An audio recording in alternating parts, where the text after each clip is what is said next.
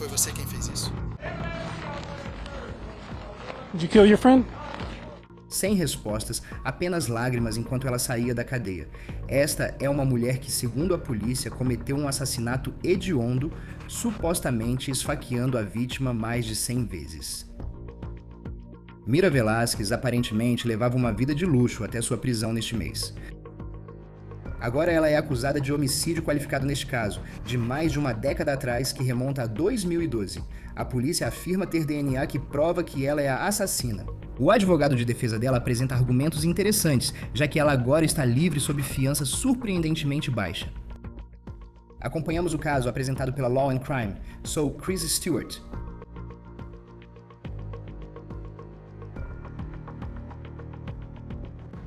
Você deve se lembrar quando a polícia anunciou que acredita ter encontrado a pessoa que esfaqueou fatalmente uma mulher mais de 100 vezes em um caso não solucionado que remonta a 2012. Havia uma detetive que ficou emocionada às lágrimas quando lhe perguntaram o que significava trazer um desfecho para a família da vítima, pessoas que esperavam por justiça há 14 anos. Mas isso é, francamente, apenas um lado da história. Qual é o outro lado? Qual é o lado da ré? Bem, agora estamos começando a ouvir a defesa de Mira Velásquez e qual pode ser a perspectiva dela sobre isso. Aqui está um vídeo de Mira Velásquez, acusada de homicídio qualificado, saindo da cadeia do condado de Tarrant, no Texas, esta semana. O advogado dela diz que ela é inocente. A fiança foi fixada em $450 mil, o que, convenhamos, estamos falando de homicídio qualificado aqui. Isso realmente parece surpreendentemente baixo, considerando a acusação que ela enfrenta.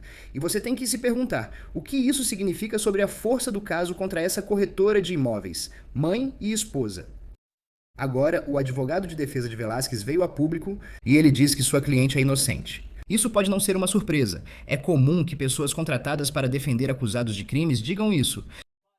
Mas é a forma como o advogado de defesa dela está supostamente contestando a ideia de que o caso contra sua cliente era irrefutável que vamos discutir aqui em instantes. E você realmente precisa se perguntar: para onde Velásquez vai a partir daqui? Como as autoridades podem garantir que ela não fuja, considerando a possibilidade de ela ser condenada à morte neste caso? Agora, certamente não parece que Mira Velásquez tenha passado os últimos 14 anos carregando o peso da culpa por tirar uma vida. Agora, obviamente, as redes sociais só nos mostram um vislumbre do que alguém tem feito. Mas quando você olha para as redes sociais dela, ela trabalhou como uma corretora de imóveis aparentemente bem-sucedida na região de Dallas-Fort Worth e parece que ela se casou. Ela é mãe de um filho que nasceu no ano seguinte ao que a polícia diz que ela supostamente matou sua amiga. E rapaz, como ela viajou, Paris, Jamaica, outras partes da Europa, América do Sul. Quero dizer, ela realmente parecia estar vivendo um sonho com a família ao lado. Agora, antes de eu falar sobre como pode ser a defesa dela, por que o advogado de defesa diz que ela é inocente, quero te dar um rápido resumo de como. A polícia diz que juntou as peças e chegou até Mira Velásquez como a suposta assassina neste caso. Então vamos começar pela vítima, Ira Sema Chavez. Ela tinha 33 anos quando foi encontrada morta em seu apartamento, esfaqueada até a morte dentro de sua unidade em janeiro de 2012 em Arlington, Texas, que fica perto de Dallas. Novamente, ela teria sido esfaqueada mais de 100 vezes. Pense em quanto tempo isso leva e, não querendo ser mórbido, mas quanto tempo levaria para realmente fazer isso? É horrível. Uma das principais evidências que a polícia divulgou ao público enquanto procurava o assassino é este vídeo que eles dizem ser da noite do assassinato de Chavez. É um vídeo de vigilância do lado de fora do apartamento dela, mostrando essa figura sombria de moletom subindo as escadas, indo até a porta do apartamento dela, cabeça baixa. Tenta abrir a porta, mas só espera. Após cerca de 1 minuto, ela entra. No dia seguinte, os familiares foram ver como Chavez estava, e foi quando a encontraram morta. Os legistas do condado de Tarrant concluíram que ela foi esfaqueada mais de 100 vezes. Uma TV foi dada como desaparecida do apartamento. Acreditamos que o assassino levou a TV. Os detetives na época conduziram uma investigação muito minuciosa, seguiram várias pistas, mas não conseguiram identificar plenamente o suspeito. Aqui está o que sabemos sobre a cena do crime. Não havia sinais de arrombamento e você acabou de ver aquele vídeo ali. Isso significa que Chavez conhecia seu assassino. Alguém que ela deixaria entrar no apartamento, talvez por já ter estado lá antes? A pista forte que tínhamos era uma gota de sangue fresco que foi encontrada em um móvel de TV do quarto dentro do apartamento. O laboratório forense determinou que a amostra de sangue não era da vítima e pertencia a uma mulher hispânica não identificada.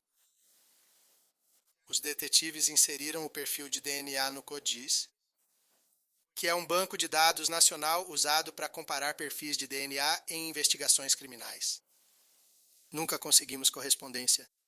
Então, esse caso em 2012, 2013, 2014 e assim por diante ficou sem solução. Não houve prisões. Em 2016, 4 anos após o assassinato, uma amostra de sangue foi enviada para uma empresa de testes de DNA chamada Parabon Nanolabs. Esta era a amostra de sangue encontrada no apartamento, em um suporte de TV. E as autoridades alegam que ela era recente, que teria vindo de alguém dentro do período em que dizem que Chaves foi assassinado. Agora, a Parabon Nanolabs então montou um perfil de como seria a aparência da dona desse sangue, a possível assassina. E foi isso que eles conseguiram. É uma mulher que acredita-se estar na casa dos 20 anos. E quando você olha para isso, tem que admitir que há uma semelhança muito forte com Mira Velásquez. Mas em 2016 isso é divulgado, nenhuma prisão. E o caso continua sem solução. Chegamos a 2024 e é aí que o FBI entra na história. Eles pegam a amostra de DNA e analisam usando genealogia genética. E já vimos isso resolver casos antigos antes. É quando você pega uma amostra de DNA, neste caso, o sangue, e então você compara com bancos de dados públicos disponíveis. Você pensa em sites de ancestralidade, por exemplo, e vê se há alguma correspondência com alguém que possa ser parente do dono daquela amostra. E no começo deste ano, o FBI disse que conseguiu conectar aquela amostra a Mira Velásquez. As autoridades não disseram mais detalhes sobre qual foi exatamente a descoberta naquele DNA, para poder afirmar que é ela quem corresponde ao sangue. A polícia de Arlington, Texas, então passou a seguir Mira Velásquez. Eles a colocaram sob vigilância e esperaram que ela descartasse o lixo, e segundo relatos, ela almoçou com alguns amigos em um restaurante. E foi nesse momento que as autoridades entram em ação depois que Mira sai. Eles pegam alguns dos itens, incluindo um garfo. E o garfo teria testado positivo para aquela amostra de DNA encontrada na casa de Chavez em 2012, isso de acordo com a emissora de TV WFAA. Ela era amiga próxima da vítima e morava a poucos quilômetros do local do crime. Com essa nova informação em mãos, a unidade de homicídios iniciou investigação complementar sobre a senhora Velásquez. Em maio, eles conseguiram obter uma amostra de DNA de lixo descartado e nós a enviamos para o nosso laboratório forense para uma análise mais aprofundada. O laboratório determinou que o DNA era compatível com a gota de sangue recuperada da cena do crime. A polícia prendeu Mira Velásquez durante uma abordagem de trânsito, acusando-a de homicídio qualificado. Agora, além da conexão do DNA, eles dizem que o celular da vítima deu informações sobre o relacionamento que os dois tinham. No entanto, não comentam mais sobre o relacionamento, apenas que eram amigos próximos. Eles também dizem que Velásquez já tinha estado no apartamento de Chavez antes. A polícia, no entanto, não tem uma arma do crime e nós não sabemos qual seria o possível motivo para um assassinato, especialmente um tão horrível como este. A polícia afirma que Mira prestou depoimento à polícia, mas não divulgará seu conteúdo, só que é útil para a acusação. Quando as autoridades anunciaram Mira Velásquez como suspeita de matar Chavez e você vê a coletiva, você percebeu que as autoridades sentiram que aquilo trazia um desfecho. Ela é inocente até que se prove o contrário, mas a prisão foi importante para o caso.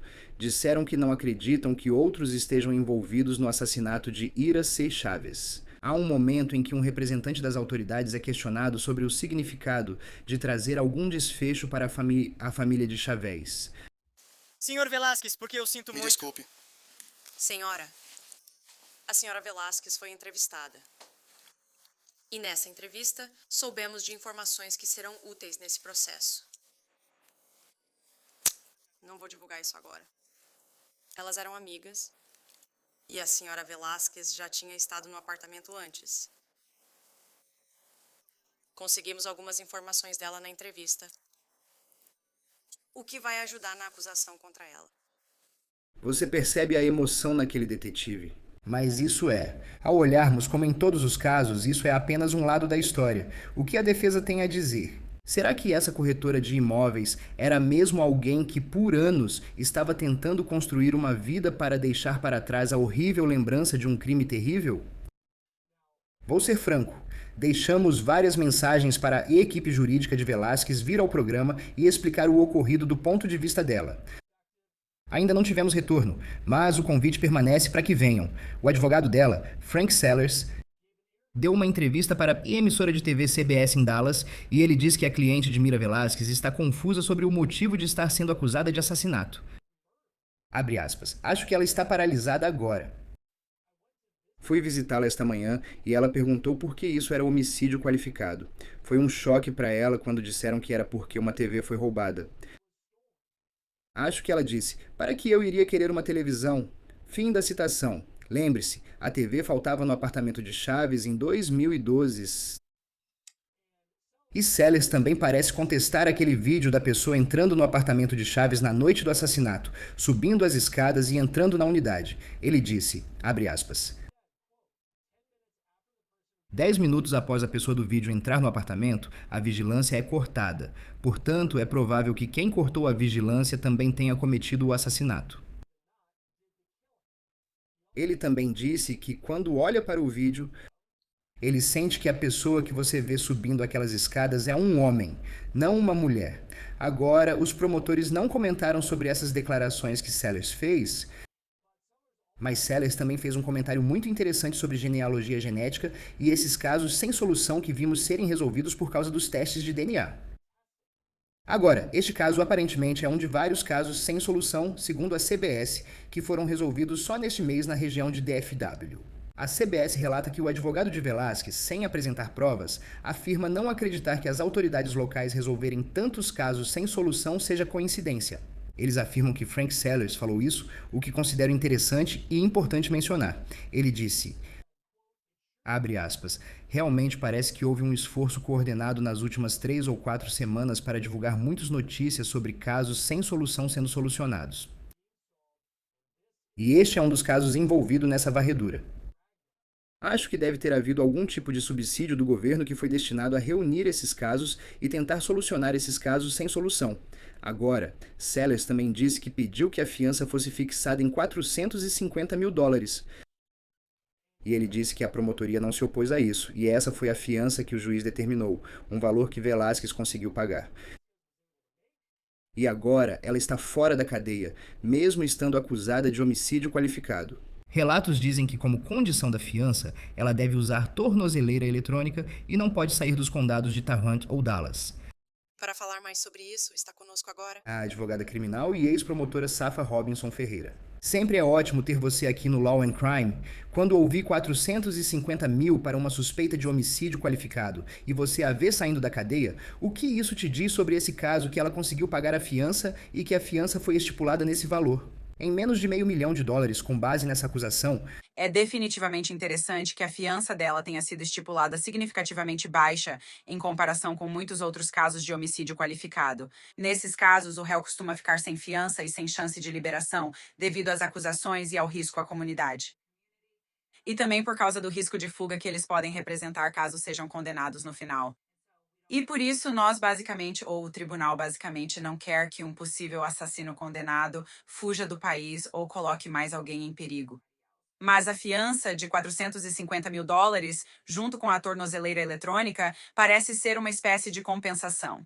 As acusações, neste caso, têm aproximadamente 14 anos. Então, nesse intervalo de tempo, a ré parece ter seguido em frente e levado uma vida produtiva. Ela viajou, obteve sua licença de corretora de imóveis e continuou levando o que parece ser uma vida saudável e produtiva.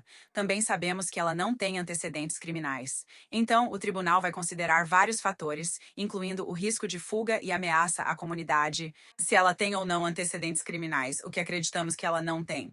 E também podem analisar a força do caso da acusação. E eu não sei se neste caso em particular, que já tem 14 anos, se o caso deles é tão forte quanto poderia ser, diferente de alguém que talvez seja acusado de ter assassinado alguém há cerca de um ano, e eles têm provas recentes, novas, provas rapidamente produzidas no caso. Então, eu acho que o que a juíza fez aqui foi basicamente encontrar um meio termo, permitindo que ela permanecesse em liberdade sob fiança com monitoramento eletrônico. Porque, sabe, houve essa coletiva de imprensa quando anunciaram a prisão dela e o FBI estava lá junto com as autoridades locais. E é assim, você tem esse detetive que fica emocionado falando sobre o momento em que contaram para a família de Yarosima Chavez que tinham feito essa prisão. E é assim, você ouve isso, e eu sei que esse é só um lado da história. Tipo, havia essa quase, eu sei que são alegações, mas esse sentimento de encerramento de que conseguimos, e eu não teria imaginado que uma semana depois veríamos ela saindo da cadeia. Quando se trata de casos sem solução, e a gente já viu muitos casos sem solução sendo resolvidos, essa genealogia genética tem sido, sabe, muito bem sucedida em desvendar casos que pareciam impossíveis de resolver. Mas como isso impacta um caso, considerando o que estamos falando, as evidências coletadas e as entrevistas feitas na época? Estamos falando de algo de 14 anos atrás? Isso pode definitivamente impactar um caso, e mais ainda de forma positiva. Acho que parte do motivo pelo qual nunca houve alguém realmente preso até mais recentemente é por causa da falta de evidências de DNA, ou pelo menos a capacidade de testar essas evidências genéticas de DNA. Isso acabou mostrando que ela era a suposta suspeita no caso. E o que eu acho que acontece muitas vezes é que, à medida que a ciência evolui e o sistema jurídico evolui, mais mecanismos são implementados para garantir que, você sabe, testes de DNA e outras evidências científicas sejam apresentadas e processadas de modo apropriado e correto. Novamente, à medida que o mundo, você sabe, muda com a IA e todos os outros recursos, há uma pressão maior para conseguir resolver esse tipo de crime. Também acho que, se você fosse o advogado de defesa dela, você sabe, essa evidência foi coletada lá em 2012 e as coisas mudaram desde então, tenho certeza, na forma como os departamentos de polícia coletam evidências no local do crime. Tipo, como, sabe, colocando você no papel de advogado de defesa que você é. Quero dizer, como você pode atacar, tipo, o período de tempo e talvez... E a polícia parece bem confiante com a forma como as evidências foram coletadas. Mas como isso funciona para a defesa poder dizer, quero dizer, isso aconteceu há tanto tempo atrás...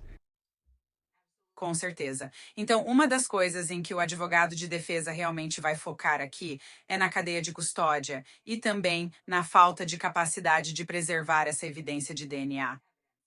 Então, precisamos saber quem coletou essa amostra de DNA, quando ela foi coletada, por quantas mãos ela passou antes de ser armazenada, antes de ser testada.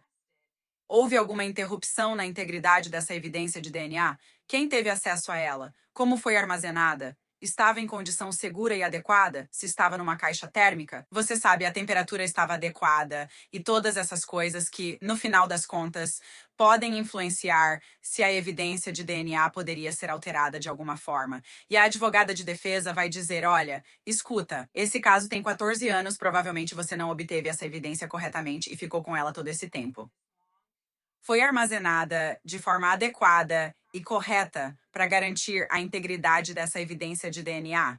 E o que as pessoas também não percebem é que 14 anos é muito tempo. Então, as pessoas que eram responsáveis por obter essa evidência, elas precisam ser chamadas como testemunhas para depor em um julgamento. Então, infelizmente, às vezes as pessoas falecem. E isso vai, se esse for o caso de alguém que possa ter feito parte da cadeia de custódia e obtido essa evidência de DNA, isso certamente vai influenciar na força do caso da acusação e no quanto eles conseguem provar. Porque se temos testemunhas que não podem depor ou estão ausentes, ou se não houve registros feitos por essas testemunhas naquela época e elas não estão mais aqui para depor diante de nós hoje, isso certamente será um obstáculo para a acusação. Sabe, como eu estou de fora, obviamente, dessa investigação, todos nós estamos, e estamos assistindo isso. E é como, em muitos desses casos, você tem o DNA que é esse momento e você pensa, pegaram ela... Certo? É isso. Como vimos antes, outros casos sem solução já foram resolvidos quando o DNA estava presente. Eu me lembro de um caso em que era DNA embaixo das impressões digitais de uma vítima, e isso mostrou que ela estava em uma luta. E em outro caso, o DNA pode estar, por exemplo, em uma arma do crime. Nesse caso, a ligação do DNA prova que... Você sabe, essa gota de sangue potencialmente pertence a Mira Velásquez, e a polícia está dizendo isso. Ou... Tenho certeza que isso será discutido, pois, como a gota de sangue ainda estava fresca, encaixa na linha do tempo da entrada da figura misteriosa no apartamento dela na noite do assassinato. Mas é como... O que chama sua atenção é que, tipo, é uma gota de sangue em um hack de TV. Não é como uma gota de sangue que estaria em uma arma do crime ou algo assim. Parece que isso é uma brecha para a defesa aqui, só com base no que sabemos. E tenho certeza de que há muitas outras evidências que não conhecemos. Se essas mulheres eram amigas, do jeito que foi retratado, há uma grande probabilidade de que o DNA da Ré já estivesse no apartamento dela de qualquer forma. Se ela já a visitou, se já passou um tempo com ela na casa dela, há grande chance de o DNA da Ré já estar lá de qualquer forma. Agora, o fato de que, ou o que acreditamos que vai ser um fato, é que a evidência de DNA pertence à Ré e estava no hack da TV.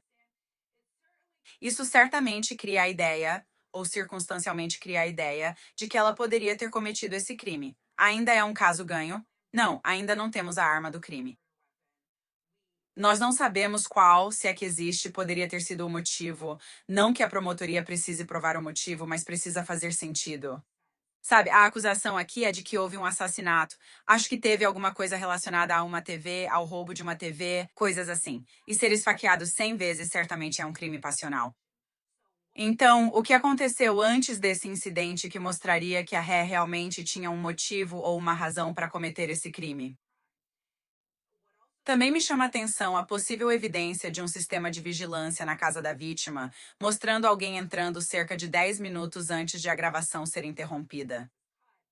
A advogada de defesa neste caso está indicando que parece ser um homem. Então, existe mais alguém que poderia ter sido suspeito? Sabemos que a promotoria neste caso está dizendo que não há, mas isso ainda é algo que precisa ser explorado até certo ponto, porque quando você vê casos em que há 100 facadas, isso certamente é um crime passional.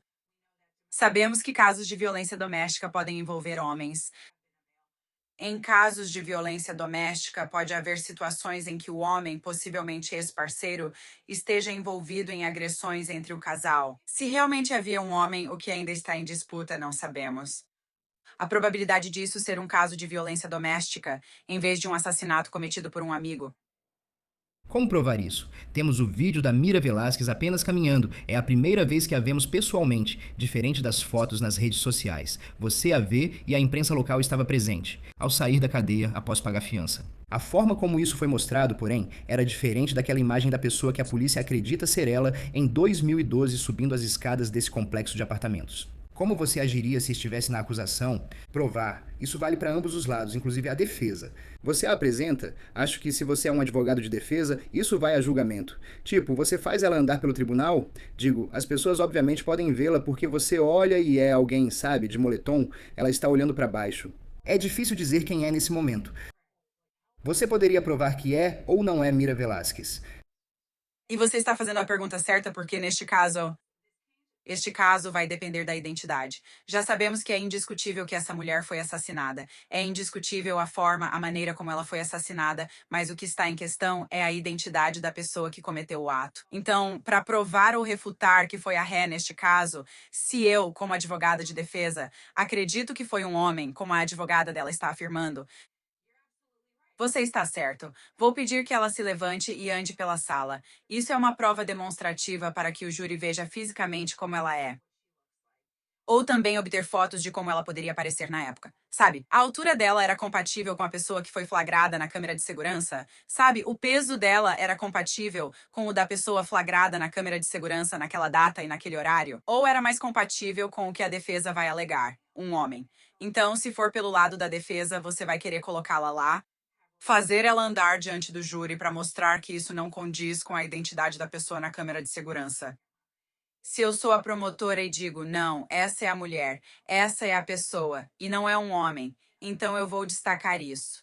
E você sabe, não se pode obrigar uma ré a testemunhar. Mas eu vou fazer o meu melhor para apontar na mesa de defesa para a ré. Aqui, quando estamos falando sobre a identidade da pessoa nesse vídeo, o porte físico da ré na época, ou o corpo físico dela na época, é consistente com quem estava naquele vídeo. Sim, ela pode até estar usando um moletom com capuz nesse momento. Sim, ela pode estar usando roupas adicionais, mas o porte físico dela é consistente com a pessoa que está neste vídeo, nesta gravação de vigilância. E também, quem saberia?